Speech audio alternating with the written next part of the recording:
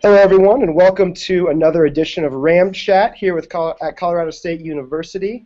The focus of today is going to be international students. That's encompassing everything from the application process to securing your visa to what is campus life like for international students. So everything that is under the umbrella of being an international student at Colorado State, we are going to cover today. Now, you can join the conversation with social media at #RamChat, or you can go to our website at admissions.colostate.edu/RamChat to submit questions, and we can hopefully get those answered for you on the air. My name is Nathan Duggins. I am the International Admissions Counselor here at CSU. So if you are applying to Colorado State University, I'm going to be the one to navigate you through that process and get all of your documents together so you can present the best application to the university. I'm going to go ahead and turn it over to other members of the panel here today. They're going to introduce themselves and let you know their role and how that relates to international students. So we will start with Andrew Magana. Hello, I'm Andrew Magana. I work here at Colorado State University at a part of the university called Into Colorado State University. It's where all the English language programs are housed, as well as the pathway programs are housed as well. So I can help answer any questions you might have about the different English programs or pathway programs. Just a quick little bit about those. If you are looking to get more English instruction before you enter into CSU, we do have that available here at Colorado State University Into. And then we have a pathway program which offers, it's a first year, it's an alternative first year for students who might need a little extra services and support. So that's a program that we have here as well. So I can answer all questions about those. And then along with Mr. Duggins, I do a lot of the recruitment. So we may see you out and about on the road. That's me, Andrew Magana. Nice to meet you. Back to you, Nate. All right, thanks, Andrew. We are going to send it over now to Cynthia Scarpa. All right, my name is Cynthia Scarpa, and I'm an International Student Advisor in the Office of International Programs. I generally will start working with you once you've been admitted and help you figure out how to get your immigration document, what the visa process is going to look like, and then once you get to campus, I'll be a part of your new international student orientation and be the person that tries to help you maintain status, helps you with employment questions, and then as you get closer to graduation, helping you figure out what your next steps will be, whether in the U.S. or if you decide to journey back home. So, welcome. Thanks, Cynthia. We also have two international students on the panel here today. If you two could both introduce yourself, tell you where you're from, what you're studying, and how you chose CSU. All right, hello everyone. So my name is Uzman. I'm a third-year student here studying business, concentrating in supply chain management. I came from Pakistan 2.5 years ago. I was actually an Into pathway student my first year, and then transferred to CSU. So now I'm here. And why and how I found CSU was kind of like, I was just like maybe searching some schools on the internet, found the Into pathway through my dad's friend, and he connected me through a resource to get here. And then after that, I just like got connected with the CSU program, with the Into CSU program, got through my whole first year, and then transferred to CSU. That's how I ended up here in my third year. Hi, my name is Ellie. I'm from Brazil. I'm studying agriculture, and I found CSU searching at the internet the best agriculture programs. So that's why I'm here. All right, thank you, panelists. We are going to go ahead and jump right into our questions, with the first one being, how is the application process for international students different than for domestic students? Working for the Office of Admissions, I'll handle that one, and then maybe turn it over to Andrew as he can explain a little bit more of the processes if you want to apply directly to a pathway program. So in terms of document submission, what you need to submit to apply to the university, application, you need to submit your transcripts, You're going to have to submit one letter of recommendation. You can submit more than one if you want, but we do require one. We require a personal statement, and then international students need to submit some proof of English proficiency, so a TOEFL or an IELTS exam to prove their English proficiency. So the TOEFL and the IELTS exam, that is going to be different for international students than it is for domestics. Obviously, domestics are not required to submit that. Another thing that's important is international students are not required to submit an SAT or an ACT exam, but we don't consider international students for scholarships if they don't submit either an ACT or an SAT, and I'll cover that a little bit more when we talk about scholarships. So application, transcripts, letter of recommendation, personal statement, and then a TOEFL or an IELTS exam. Now that is if you are applying directly to Colorado State University. And Andrew, would you mind speaking about if a student were to apply directly to a pathway program, what that application process looks like? I'll speak to both the English language programs and then also the pathway programs. The English language program, it's going to be quite easy. If you just look up, if you're Googling Colorado State University, and Google English programs at Colorado State University, or Google Into at Colorado State University, you'll be directed to the webpage where you would sign up for the English language program. All the English language program requires is that you're over the age of 17 or older. So anyone can come to our English program as long as they're interested. So there's no limit to how old you have to be. So if you are 35 and have always dreamed of learning English, CSU can help you. Come see us. Now, if you are interested in the pathway program, Usman might be able to tell you a little bit about that, but again, it's just going to be going to the Colorado State University website would be the easiest, and then typing in pathway into the search engine. Or you could go to, if you just Google Into CSU or Pathway CSU, you'll be brought to the pathway application. And it's the same type of requirements as you would need for admission directly into the university, except they won't ask for some of the letters of recommendation, some of the materials. But we will still need a copy of your grades, a copy of your transcripts, your marks in high school, and any university curriculum that you've done. There you go, Nate. All right, thanks, Andrew. We are going to move on to the next question. I'm going to open this up for the students. This is a pretty open-ended question. What is there to do in Fort Collins? So, students, you can go ahead and answer that one. So here at Fort Collins, we had the Old Town, and it's a great place to go at the day or at the night. It's really nice.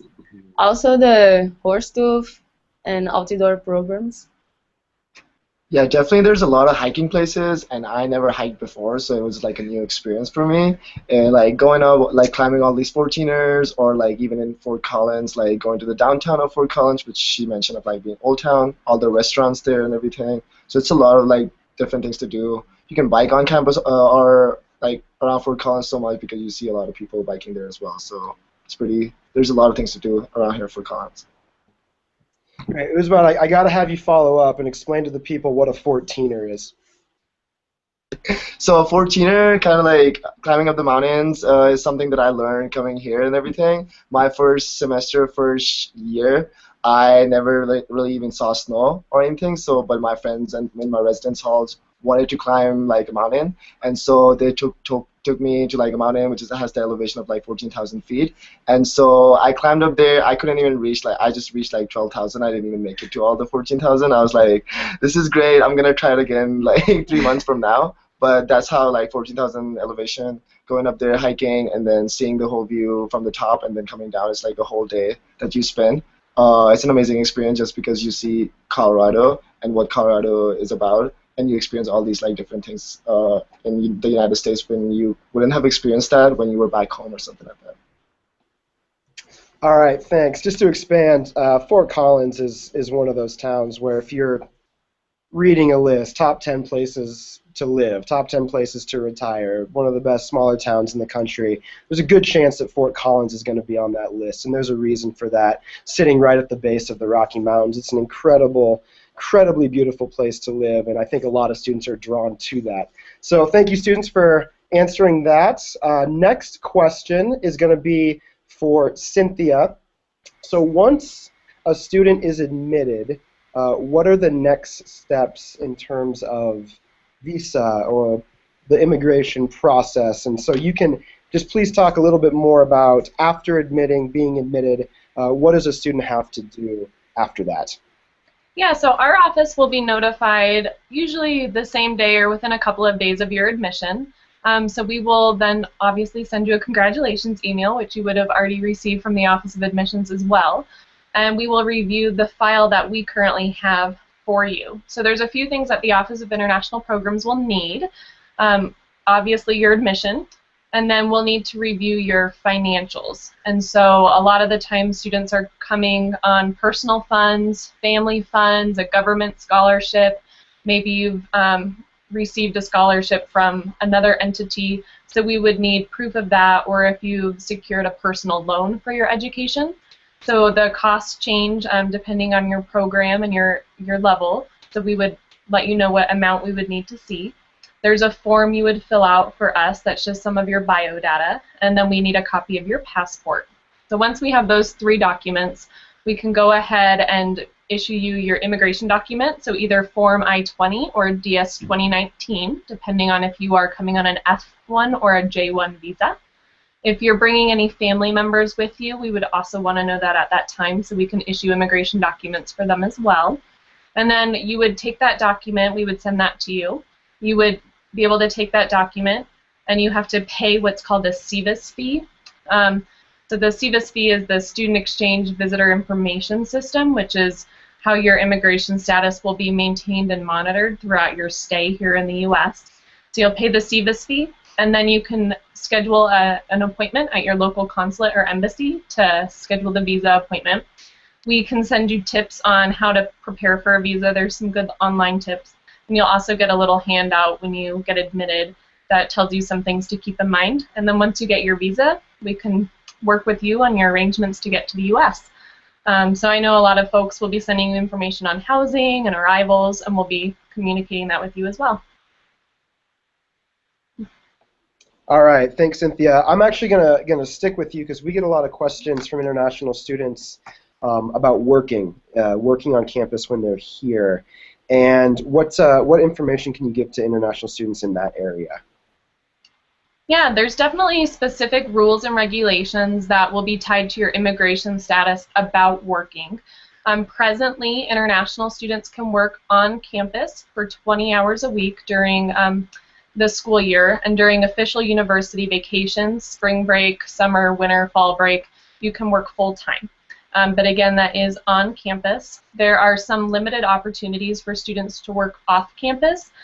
We will go over that in more detail during orientation, and then we have specific workshops through our office each semester that go in more detail. Those are generally going to be tied to your academic program. So for if you have required internships that you need to do off campus, or as you get closer to graduation, there's going to be opportunities for you to work in the U.S. for 12 months. And potentially longer depending on your degree. If you are in a STEM field, science, technology, engineering, and math, those can open up additional opportunities for you to work in the United States post-graduation, so that's something to keep in mind as you're picking a major at the beginning. But there are ways to help finance your degree once you get here in terms of working on campus. All right, thank you, Cynthia. We're going to keep rolling here with the questions. Next one, what are the qualifications for conditional versus direct admissions? This is one that I get almost every day. So conditional versus direct admissions, essentially what conditional admissions mean is if you apply to the university and academically you're gonna meet our standards, but maybe English-wise you don't meet our standards. So either through your TOEFL or your IELTS exam didn't meet the number that we require to be directly admitted to the university. So in terms of the TOEFL or the IELTS requirements, for TOEFL you need a minimum of 45 to be considered for conditional admissions, and with the IELTS you need a minimum of 5.0. Okay? Now with TOEFL, the direct admission requirement is a 79 or higher, and with the IELTS it's a 6.5 or higher. So if you meet our academic requirements and you have a 65 TOEFL, you're going to be conditionally admitted to the university, which means you then have to come in and complete our academic English program before moving on and being a degree-seeking student at Colorado State. That's a question that I get a lot. So just to remind you, it's a minimum of 45 TOEFL and a minimum of a 5.0 IELTS exam. So is there any follow-up from the panelists about that they want to add before moving on? Yeah, and Nate, I just wanted to also touch on that. If you didn't meet those numbers for the direct admission, the conditional admission is an option, as is the pathway. So there's lots of different options, no matter what English language level or academic level that you're at. If you want to get to CSU, most likely we have an option for you. All right, thanks, Andrew. Since you brought it up, this was an upcoming question. Could you expand a little bit more on the pathway programs? We get a lot of questions about that in terms, what are the difference between applying to CSU or applying to a pathway program? Explain sort of the intricacies of a pathway program and what that's going to look like for a student and how they're able to transition from a pathway into Colorado State. Can you touch on that for us? I mean, I'll tell you a little bit about it from my seat, but I think you should hear it directly from a student's mouth. So I'll say a little bit about it, and then Usman, I think you should come in and tell your experience as a student. So basically, kind of, I said it earlier, a pathway is the first year of your 4-year degree program. And what it is it's you're a university student here at CSU, and you will be in university courses, but then also enrolled in a couple English courses as well. So it's just getting you ready for that jump into a U.S. level higher education curriculum. It's tough for anyone, whether it's a student from the U.S. or a student from Pakistan, to come in to the U.S. Right away in this high level of curriculum. So what the Pathway program does is just a first-year program that ushers you in a hug that we give you as you come in to help you be successful here at Colorado State University. So the application process is slightly different now. In the future, it may be as part of one application, but right now it's slightly different. But you can access it through the CSU website or through the Into CSU website.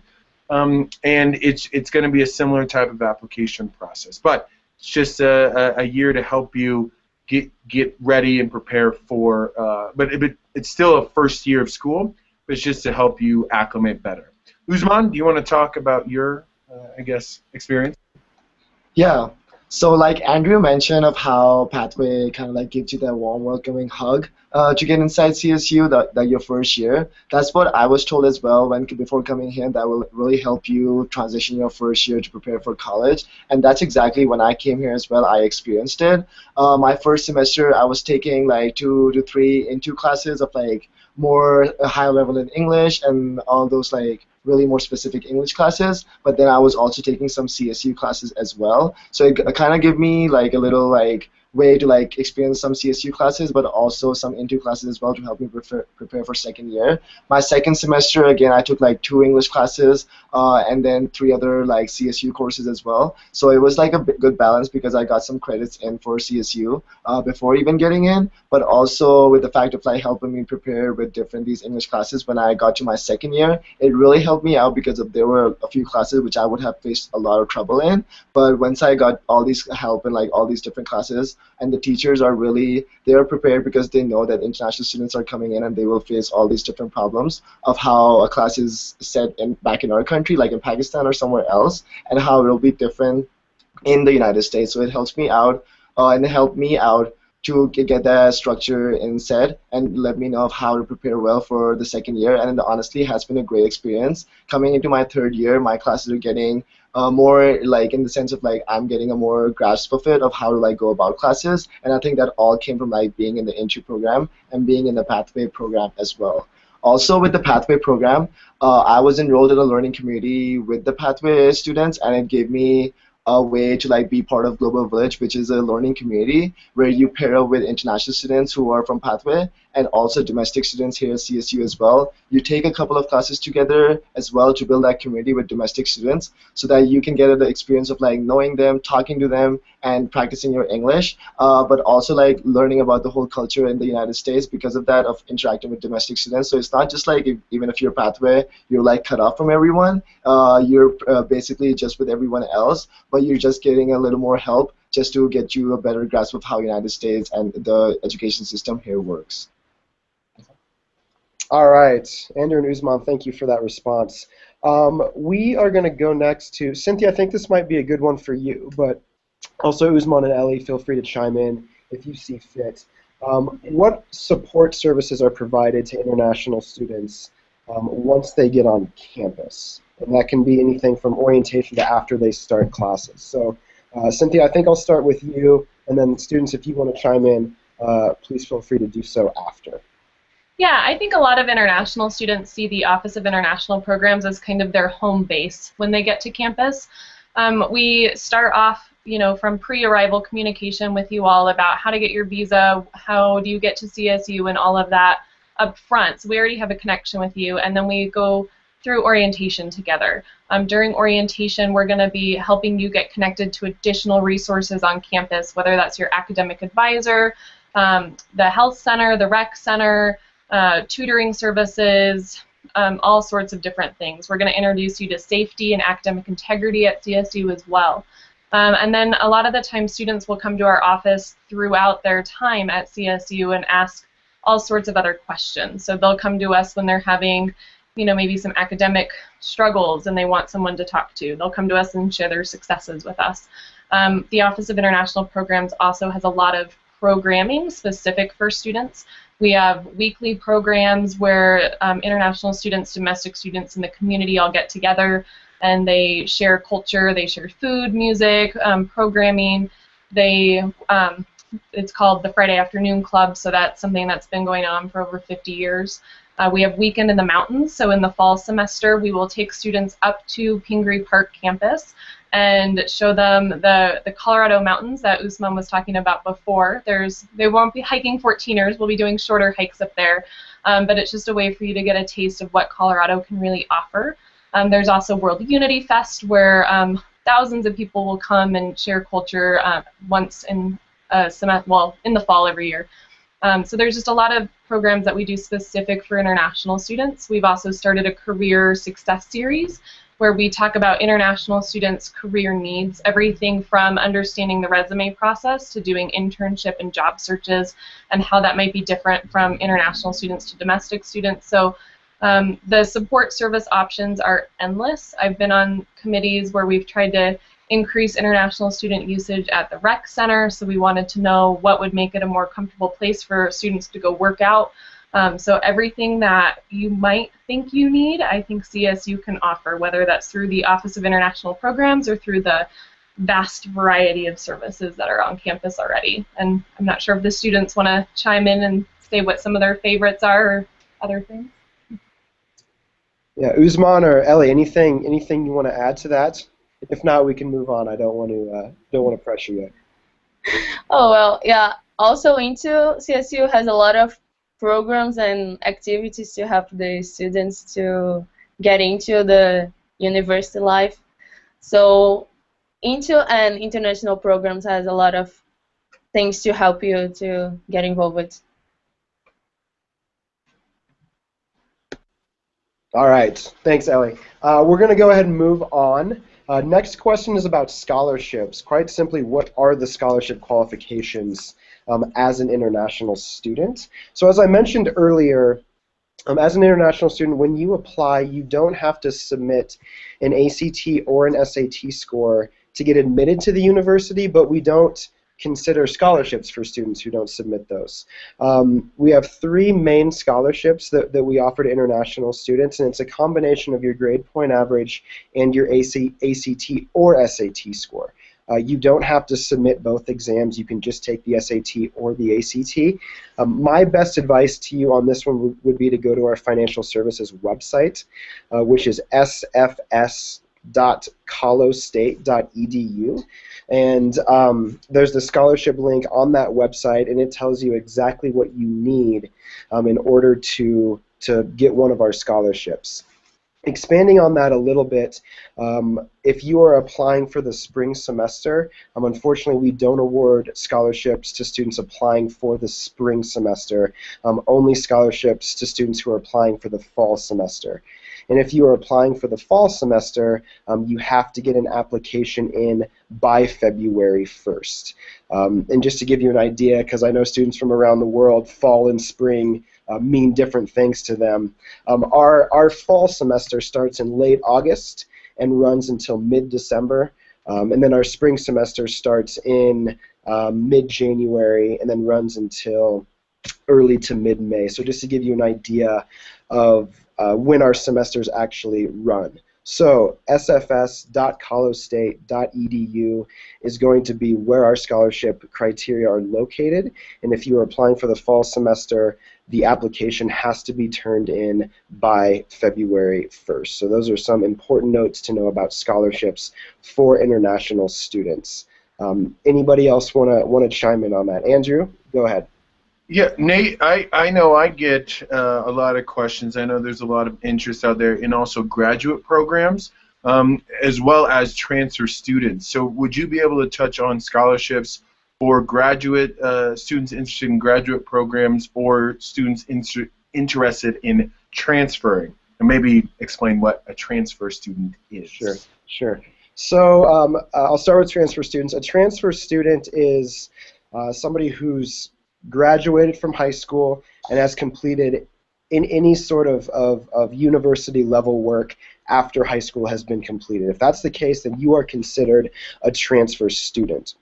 Now, like with incoming freshmen, we don't award scholarships to transfer students who are applying for the spring term. It's only for the fall, and we have something called the RAM Transfer Award, which is going to be looked at by our transfer committee. So it's not as cut and dry as our incoming freshman scholarships, where we say, if you have this ACT score and this GPA, you're going to get this. The RAM Transfer Award encompasses a little bit more than that, and it's reviewed by a committee. With graduate students, my best advice for graduate students is to contact the graduate program directly that they want to apply for. The graduate process is decentralized, meaning that if you want to apply to a graduate program, you apply to that individual program directly, and that individual program is going to decide this is how we want to award scholarships. So with freshmen and transfer students, with freshman students, it's going to be looked at from a test score and GPA standpoint. With transfer students, it's going to be reviewed by a committee. And with graduate students, it's going to be looked at from a scholarship standpoint by the individual graduate program directly. So let's cut. Sorry, go ahead, I can speak a little bit more about graduate students, if that's okay. Please. So a lot of the graduate programs at CSU, instead of working on scholarships, some do have that, but they work on assistantships. So graduate teaching assistantships or graduate research assistantships. So Nate was absolutely correct in saying that going to the department is really your best resource. I would first start by looking at the departmental website for the program that you're applying to see how they award assistantships. Some departments do it based on an application that you have to fill out with your admission materials. Some departments are going to have you connect directly with faculty in your area of research or focus. And so you'd want to research then the faculty to see who might be doing the work that you are interested in doing, and then reach out to them with your resume, credentials, and your kind of thesis areas that you might be wanting to focus on. So I know some departments have scholarships, but a lot of the time when you're looking at funding for graduate students, it'll be in those assistantships, and you're going to have to advocate for yourself quite a bit for those. But again, the departmental website will tell you how to begin, because since it is so decentralized, it differs from apply on paper versus meet your faculty member and then figure out what might be a good fit. All right. Thank you, Cynthia. That was great. And real quick, Nate. Oh, I'm sorry, Andrew. Go ahead. I'll just define what a graduate student is to any of you who don't know what it is. When we say graduate student for these graduate assistantships, scholarships, or application, a graduate student is what we call our master's or PhD level programs. So a master's or doctorate. That's what we call graduate programs. Undergraduate programs are bachelor degree, or the 4-year degree that you will usually get after you complete high school or secondary school. So that's undergraduate, which is the 4-year bachelor degree. Graduate programs are going to be master's or doctorate programs, PhDs. All right. Perfect. Thank you, Andrew. We are going to move on. Ellie, this question is for you. Can you describe the classroom experience here at CSU coming from the perspective of someone where English is your second language? Oh, well, the classrooms, like the professors are really great with the international students. Like at my first class here, they like introduce us to everyone. In the beginning, it's a little difficult, but now it's like I'm studying in Brazil. It's the same thing. I get used really quickly to the whole experience. Okay, perfect. Usman, did you want to add anything to that? Yeah, same as Ellie mentioned of how professors are really helpful. Once you get in, you kind of feel a little nervous because everyone else is like already on their page of how to study.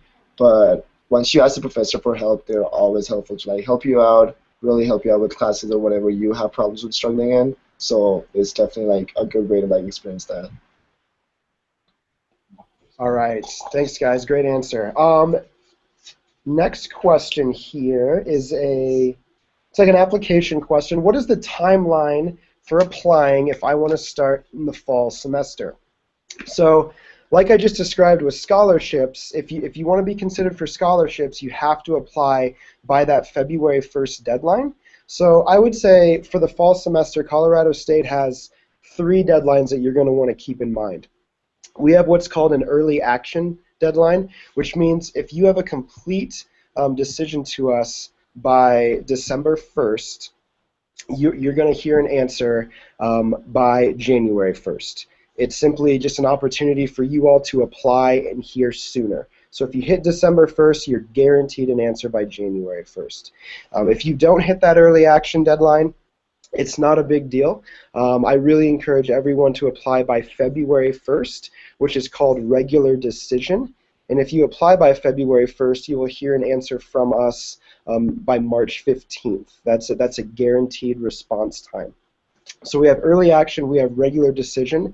Our last date to apply for the fall term is going to be May 1st. So May 1st is going to be a really important date for you all to remember if you want to apply and be considered for the fall term. So those are 3 really important dates for you to keep in mind for students out there looking to apply. Anything else anybody wants to add on that? Pretty straightforward. We got 3 dates and got to apply by one of them. Let's see. Moving on, we're going to go back to Usman and Ellie here. Can you please describe your transition coming from your home country, not only coming to the U.S., coming to Fort Collins, coming to Colorado State, and would you consider CSU a welcoming environment? So I'll let you take that one.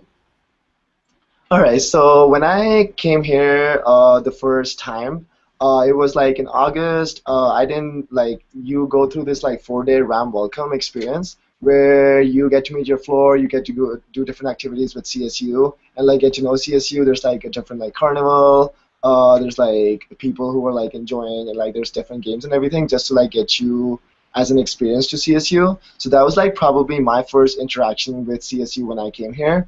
When I did come here, I came here like a week before that Ram welcome experience. And I came here a week before because of being an Into student. So I got to meet all the Into Pathway students, all the Into students who were there. And so right when I like came in, from the airport and everything, someone from the Into office like picked me up and he was like really friendly and everything. So that was like my first initial like welcoming experience of like just coming inside and they didn't even know much about me or anything. But after that, like I got to know that person who just picked me up at the airport. We talked all the way back to we went to like when we reached CSU, and then whenever I see him on campus, I always say hi to him and everything like that. So it's like an amazing experience, like how that was like at first like I was really nervous once I left my country. I was like, I don't know if this is the right decision. Like I was super nervous, super freaked out. But once I got here, everything like started to build up. Like I was like really into like seeing everything, and I really wanted to like experience this because it was my decision to come here. And so getting to know and having that reason of me being like I really want to come to the United States. I want to go and like go to an American university and study there and get that education system from there. And so that was really important to me. And so everything that I did after that was just like really getting into like getting that transition of like making it better. It was totally a culture shock in the first semester. I didn't know anything about CSU, United States. I didn't know what football was, American football, or like snow, or like all these different things that I learned like about how burgers are here. Even like there's so many things that I didn't know at all. And when I came here, I was like, wow, like this is so much to learn, and I'm still learning. Even in my third year, like I had like this candy called Twizzlers for the first time last week, and it's just like I didn't know that was a thing, like that was a big thing there because it was never candy was not such a big thing in my country. So definitely like all these different things that you just don't learn in your first semester, but you keep learning every single year,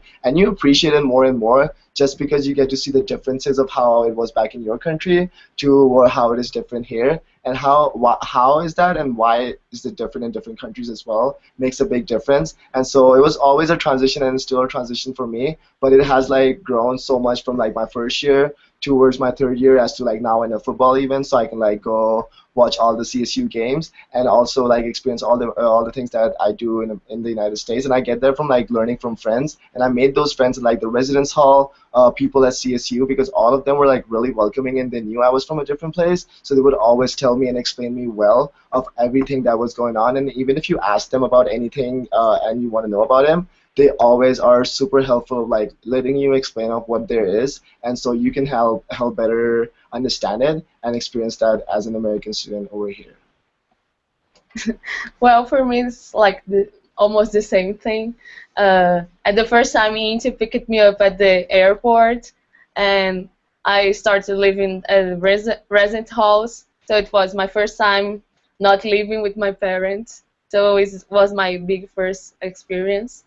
Then Inti had a lot of activities that introduced me to the CSU life and the American culture. We had a mentor like group to start talking with native speakers, and then I started to learn about the American culture. I put soccer a little bit aside and started to learn American football, and then I went to the CSU games and everything. I had good classmates. They are very welcome, and I made a lot of friends at Intu too. So it was a great experience. But like the different thing is the food that was very different from Brazil. So I learned to like the American food too. What's your favorite food? Cheesecake.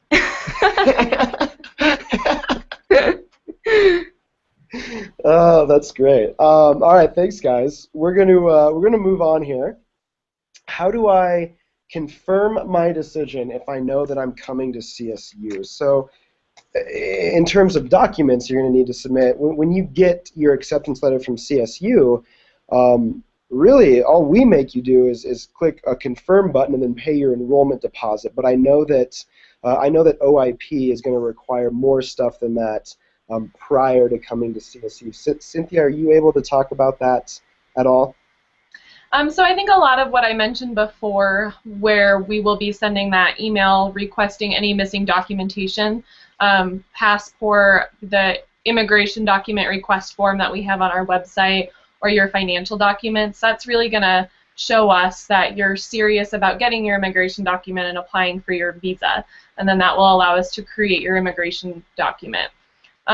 Something else, if you are admitted for a certain semester and it turns out that you cannot come, there is a way to defer your admission. I think that Nate or Andrew might be able to talk about that a little bit, but if we've already created your immigration document, it's really key that you let us know that you're planning to defer, because we can keep that immigration document record the same and just change the dates on it. So if you've already paid any money into that document, it could save you a little bit of money if we know that you're planning to defer to a different semester. Yeah, that's a good point. So I can speak a little bit more about the deferring process. So if a student gets admitted, they're able to defer their enrollment up to 1 semester or 1 year. So if you were admitted for the fall 2015, something happens, you can defer to the fall 2016. The paperwork for that is pretty simple. It's just one sheet of paper. It's important to know that you can only defer your enrollment one time.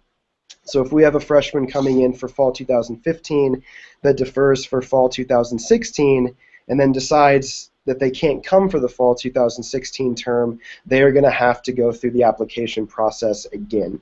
So the deferring process is really simple. Not a lot to it, but you are only able to defer one time, which is really important to know. And if you are not able to attend during the term that you defer to, you're going to have to go through the application process again. Andrew, I think that's pretty much it. Is there anything you wanted to add on the deferring process? No, it sounds exactly right, and it's the same if you wanted to do the pathway program as well. I can't be sure about the English program if you can defer that, but if you have questions about that, we can get back to you. So just let us know if you have a question about deferring an English program. Cynthia, did you? I was just thinking about with confirming. Do they have to demonstrate finances or something with certification of that? That's something during that time of the process? Yes. Yeah, so that's going to be part of the financial documentation that we're requesting. So depending on if you're an undergraduate, graduate, if you're in one of the into academic English or pathway programs, the financial number that you'll have to show will be different. So we would reach out and let you know what that amount is. If you're a direct admit into the undergrad or graduate program, we do request 1 year of funding in order to make your I-20 or DS 2019. All right, thank you. Moving on, is there a pre-evaluation or pre-application process for Colorado State? I get this question quite a bit from students saying, hey, can I send you my stuff and can you tell me if I'm going to get admitted? We in the Office of Admissions don't do that. Colorado State we have 27,000 students that go here. We have quite a few students applying. We don't have the bodies on the ground to be able to do pre-evaluation. So, you're going to have to apply as a regular student. We do not do pre-evaluations. I can't speak about the INTO program or the pathway program. Andrew, is there pre-evals for pathway programs? Same as CSU, we don't offer any pre-evals. That being said, if you catch Nathan or myself on the road, you might get lucky and we'll be able to look over your application for you. But but no, officially we don't have any pre-evaluations. But if you might catch an official on the road who might be able to give you some insight into your academic performance. Yeah. So if you're applying to a graduate program in electrical engineering, computer science, and I believe there's one in biology, they actually have a pre-application, or it's called pre-screening. So you would want to check the website of that department. They're going to require you to upload all of your documentation, and they make you actually go through the pre-screening process and be invited to apply to their program before you would submit the official university application. So it's a little bit different for electrical and computer engineering and computer science, and I believe something in biology, but not 100% sure. All right, great. We're going to go back to the students for this next question that we actually get a lot when we're out traveling. How close is CSU to the airport, and how often do you go home? Well, CSU to the airport, I think, is like 1 hour, maybe 1 hour and a half. And I have a different program. It's a scholarship from my government, so I can't go back until it is finished. So I can't go home. So for me, again, like 1.5 hours to the Denver airport is the nearest way. I usually like to get to the airport. Sometimes I worried about like getting how to get there because it's 1 hour away. But it's so easy to like ask your friends or like post on the CSU. Like you always are on Facebook and everything, so you have the CSU Facebook page for your CSU class that came to CSU. Like so for me, it's like 2016 page, and so you post on there. You get to the airport. It's really easy to do that. But I usually go back home. I went back home last winter break, and then the winter break before that. So I've been back home like twice. And like again, it's like going back home. It's just like a really good experience to like see them back home again. But you change so much. So it's like you grow so much in a different way. And when you go back home, it's like everyone's already in their own same culture and nothing has changed there. So it's a really cool way to like go back and compare everything. But again, two times I've been back home. I probably will go back next summer or something like that. All right, thank you. Next question is about visiting campus. If I can't visit campus, what resources are available to see what it's like? We understand international students, it's not the easiest thing in the world to visit campus, so when all of Ellie's and Usman's friends want to visit from Pakistan and Brazil, how are they able to do it?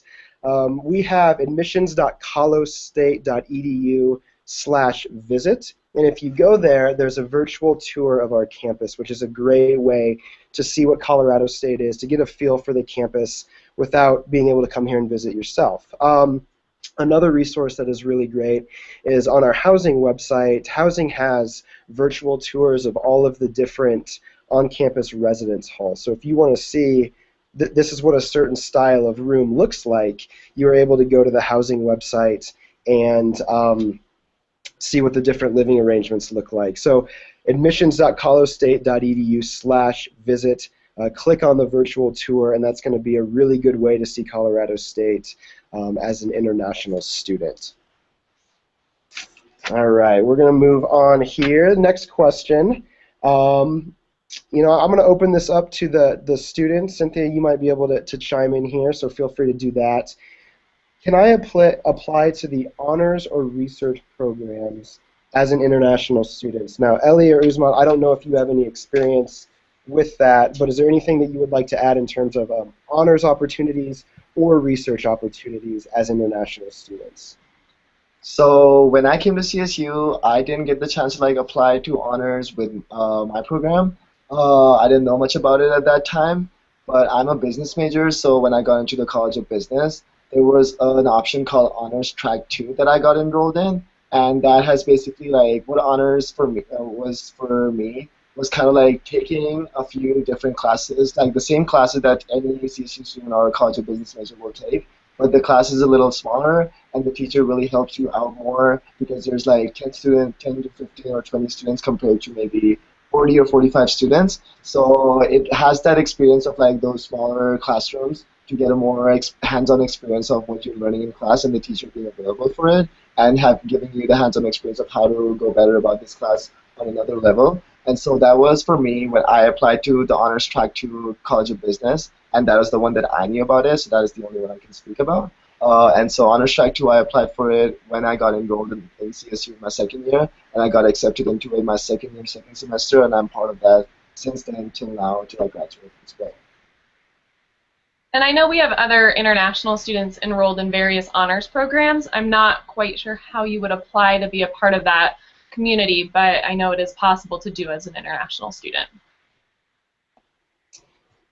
Yeah, and when I phrased the question, what research opportunities are available for international students? Not just international students. Colorado State is considered one of the premier research institutions in the country. So the amount of research funding that we bring in really shapes the academic experience that you're going to have. So international students or domestic students, the research opportunities are going to be there and be present if you want to pursue those different areas.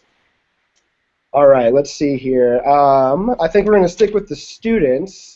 I get this question a lot, mainly from parents, but is Fort Collins a safe place?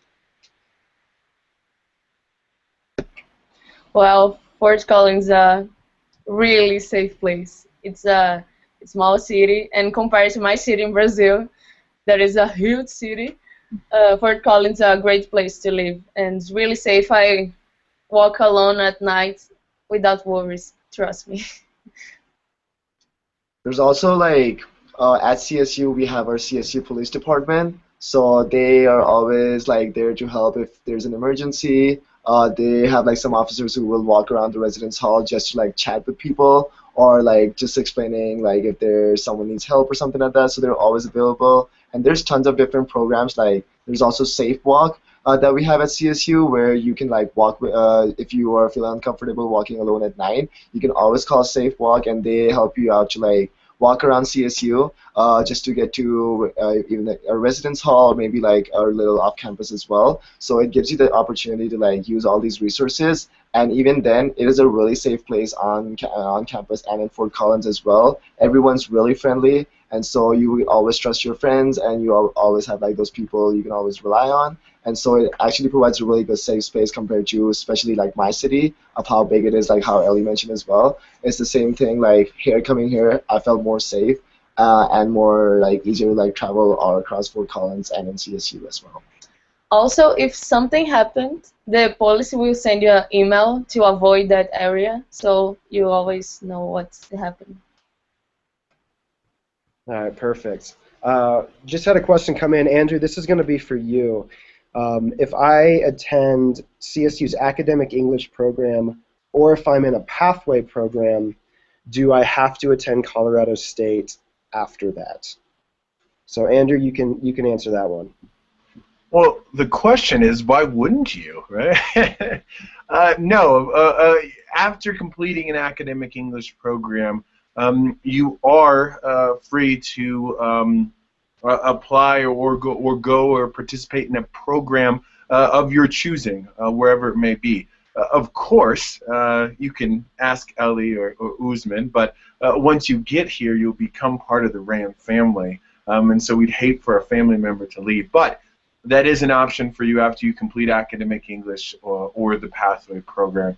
You can go elsewhere or go to another campus. Now, something to be sure of is that with the partnership between the academic English program, pathway program, and Colorado State University, the English classes that you take at academic English can count for your TOEFL or IELTS or English language requirement at Colorado State University.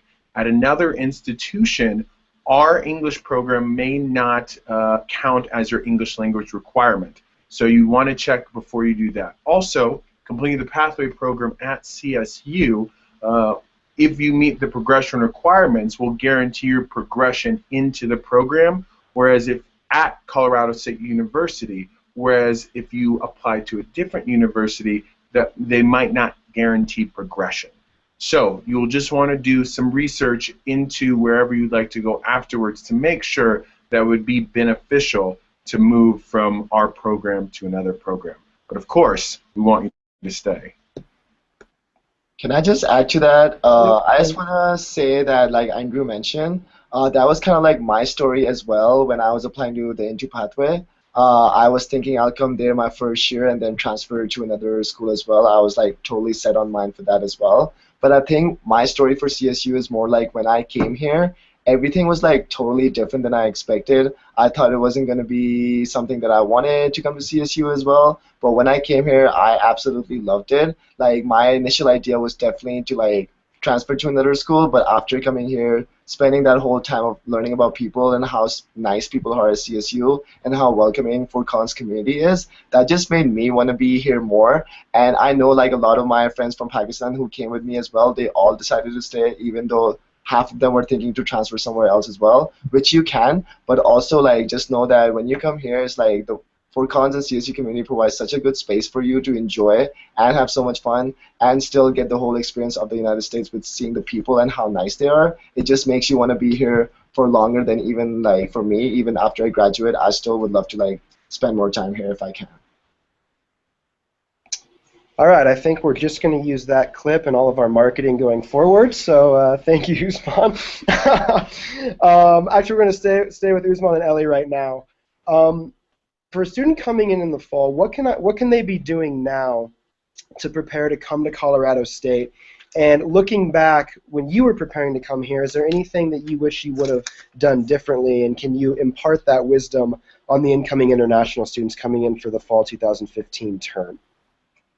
Oh, well, I came here in March, and I studied at Into. So when I was preparing to the fall, I was already here. So I think something that I should have done different was enjoy more the city and the opportunities that sometimes I didn't, like some programs that I didn't do. So I think was that.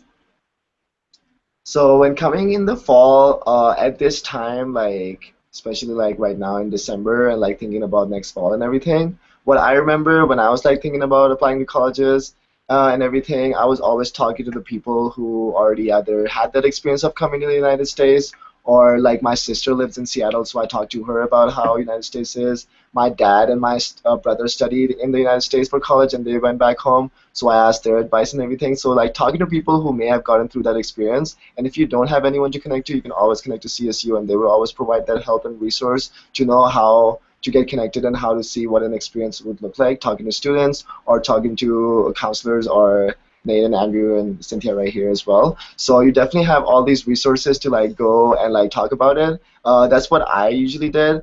And again, like I know a few of my friends, like I could take the examples of them, of like just think of an analogy like as a circle, and you're trying to like put both feet inside your circle when you come in the fall, not just like put one feet in or stand from the outside and watch the circle. This is your experience and not anyone else's. You're gonna make this whole experience last for all your 4 years of college. So really put both of your feet in right when you get in. Don't worry about if you're gonna look different or how you're gonna look. Don't worry about it, because this is your experience. You're paying for college to come here, and you want to get the full experience out of the United States and out of CSU as well. And like for the for the Brazilians that are at the same program as me, like Science Without Borders, Ciências Sem Fronteiras. Before, when I apply in Brazil, I search for CSU at the internet, and I heard a lot good things about CSU, so that's why I choose to study here. And then I think a great tip is search about in the internet about CSU. There is going to be a lot of good things there to learn. All right, thank you. This is going to be our last question. It's really more of a comment from everybody. Usman and Ellie, we'll give you guys a break for a second, but we're just going to go around with Andrew and Cynthia. Why would you recommend CSU to international students? What is it about the campus that you think draws people here? So Andrew, we'll start with you. My favorite part, and what I think is the most unique part about Colorado State University, is the combination of this, as Nate said, a premier research institution, top-level academics, well-ranked, excellent faculty, excellent research opportunities, mixed with the community that we're in, which is Fort Collins. And it's hard to communicate that community and what Fort Collins and CSU what that's like. But Usman and Ellie have kind of mentioned on it, but I really think the combination of a world-class research institution in one of the best cities in the U.S. Or mid-sized cities in the U.S. is fantastic. I'm not from here. I moved here because of that mixture of a great university in one of the best cities in the U.S. Personally, the community is why you come here, mixed with the excellent education. All right, Cynthia? Yeah, so I came here in 2001 as an undergraduate student, and I fell in love with CSU. I think there's something about the campus and the community that really draws you in. And then I graduated in 2005, and I left and came back a few years later for my master's degree because I missed it so much. So I did a whole nother degree here. I made more connections. I had a chance to really find out more about what CSU had to offer, take advantage of things I never did as an undergraduate student, and really just became more vested in the community. And then I graduated and left again, and then I came back a few years later to work because there's something about Fort Collins that just keeps drawing me back.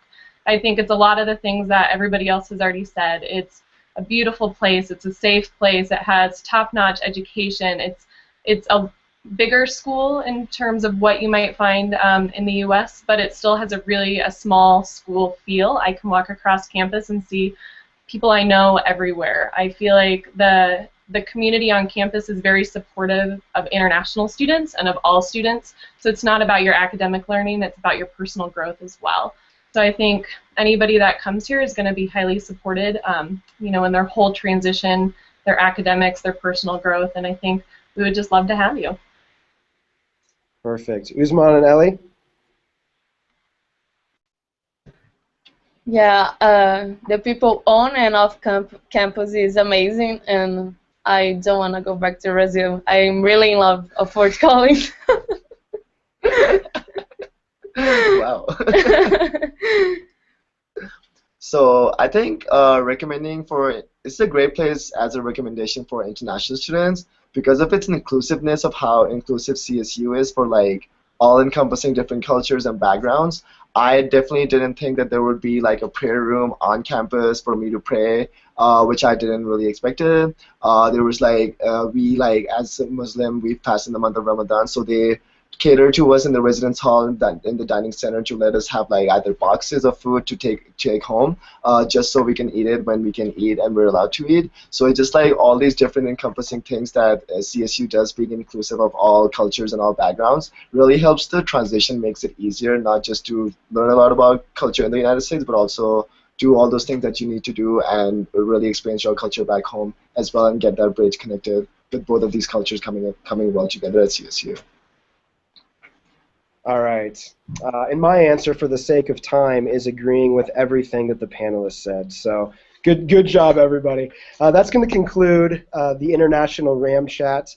Panelists, thank you so much for participating. Everybody that tuned in, thank you very much. If you submitted questions and we were unable to answer them, we're going to get those answered in the next couple of days. So don't worry if we didn't get it answered here on air. We're going to get it answered here in the next couple of days via email, so be looking for that.